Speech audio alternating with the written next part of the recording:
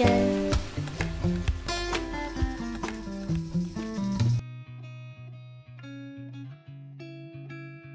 嗨，大家好，我是瑞士雨刷的卢克斯，今天来跟大家分享几个雨刷在使用上常遇到的问题。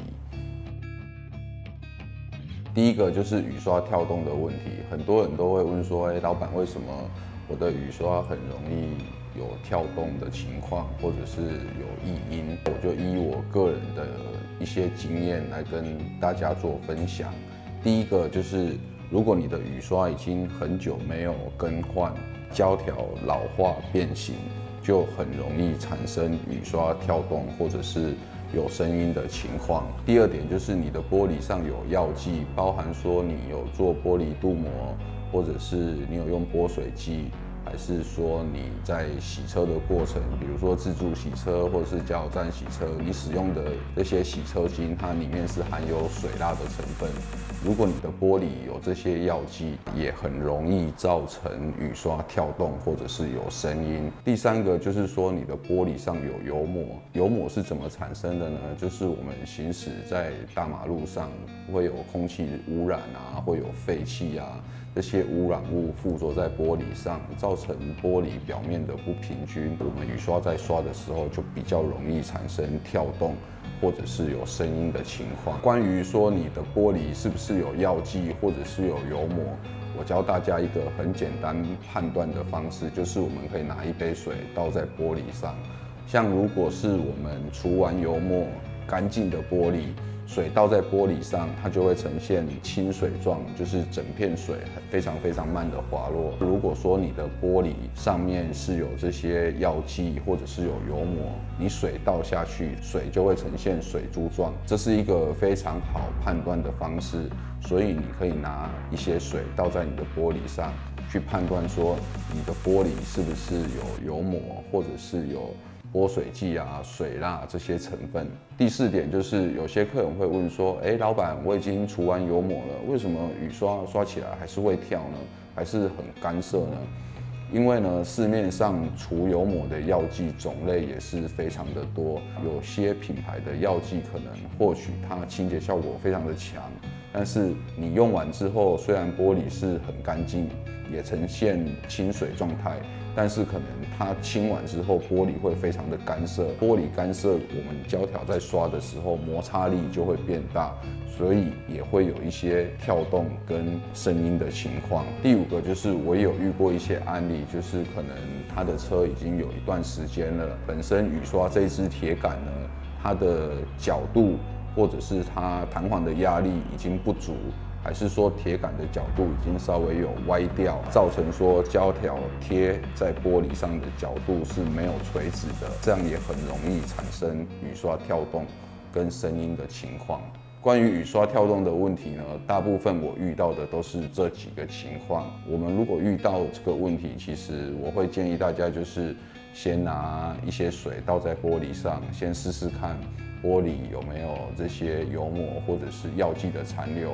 如果有的话呢，可以用除油膜的清洁用品先把这些东西洗掉，再来试看看。那当然，如果你的雨刷已经很久没有更换，那就是建议你第一就是先更换新的雨刷，或者是买替换胶条来更换。第二个问题就是，也蛮多客人会问说，老板，我的玻璃有镀膜，我的玻璃有用拨水机，用你们的雨刷会不会跳动？关于这个问题，我们没办法跟大家保证雨刷跳动的问题，因为毕竟药剂的种类很多，然后施工方式也有差异。当然，也有很多客人他的玻璃有镀膜，有用拨水机，包含我们配合的汽车美容店家。玻璃也会镀膜，用我们的细胶雨刷是不会跳动的，但是也有些客人用是会跳，所以用拨水机、用镀膜雨刷会不会产生跳动，这个我没办法跟大家保证说用了绝对不会跳。所以关于说你有镀膜、你有用拨水机、用我们的雨刷会不会跳，这个我是没有办法跟大家做保证的。关于雨刷跳动呢，还有一些，比如说是欧系的车，像宾士啊、BMW 这些，他们的雨刷本身就很容易跳，是因为他们本身铁杆的压力就非常的大，这样子也很容易造成雨刷跳动。所以像欧系品牌的客人买我们的雨刷，我们会针对欧系品牌把雨刷的压力调小一点，所以使用上来讲，我也不敢保证说绝对不会跳，但是大部分的客人使用上是会改善许多，因为我已经把雨刷的压力调小，它原本的压力就不会像原厂那么大，所以在使用上是很多客人有获得改善。再来就是也蛮常被客人问到说，老板雨刷大概可以撑多久？大概多久要换一次？关于这个问题，我个人的建议是可以半年到1年之间换一次。我会说半年，是因为我们雨刷装在车上，胶条就是被压着，可能半年过后，胶条慢慢就会开始变形。就算你今天是车库车，然后车很少在开，雨刷也很少使用，但是这样压着，半年过后还是开始会变形，变形就会发生一个状况，就是刷上去是顺的，刷下来胶条翻不过去，就会都开始产生跳动的情况。可是呢，胶条开始产生跳动的情况，可是胶条的表面因为你很少使用，没有受损，可能它还不会有很多水痕，它还是刷得干净。这个时候要不要更换，就是每个人感受会不太一样。我们有些客人他是可能开始有一点声音跳动，他觉得就很难受，他可能就是半年换一次。也有很多客人他是等到整片都是水痕，整片都刷不干净，可能2年3年过后他才来换一次，这个也有。所以至于雨刷可以撑多久，多久要换一次？我个人的建议是半年到1年换一次，但是还是依据每个人使用的习惯跟你的感受为主。最主要就是，你只要觉得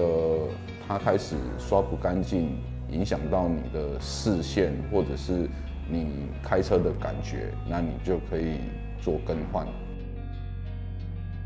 再来就是很多客人也会问说，老板雨刷平常我们该怎么去保养它呢？其实雨刷我们平常就是正常使用就好。如果你有洗车的时候，就可以用个湿抹布稍微把胶条轻轻擦一下，让它上面的灰尘把它擦掉，这样就可以了。